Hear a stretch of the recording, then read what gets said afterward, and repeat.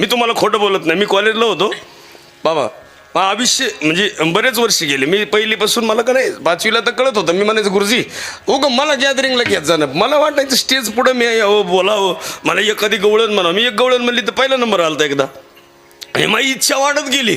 पण माझा नंबर गुरुजी कधी ह्याला लावित नव्हते गॅदरिंगला, अजिबात नाही. 8वी झाली, 11वीपर्यंत गेलो तरी मला गुरुजी म्हणायचे नाही तू पुढं होय. 12वीला म्हणलं आता एवढंच वर्ष आहे आपलं, बघू तरी. आणि माझा नंबरच नाही लागला त्या दिवशी. मी कुठं माहिती का बांबू उचलायला आणि मंडप ठोकाय. आपला नंबरच नाही ना कुठं. आपलं आयुष्यच गेलं असं. आता तुम्हाला काय सांगावं, मा साडू आहे ह्या कार्टीचा बाप आहे. हो आमचं साडू आहे. आधी जरा देख नाही. आमची सासू सुद्धा बामटी आहे. आता आम्हाला कपडे घेतल्यावर चांगले घ्यावा का नाही. माया कलरचेच मला कपडे घेतले.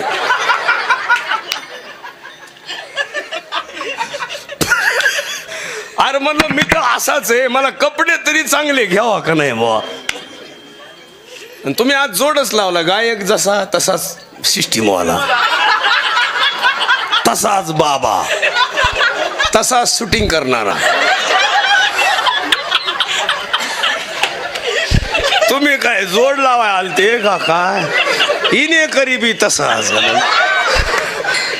काय असू दे मरू दे. कलरचा खरं तर एक संकम आहे महिला मंडळ.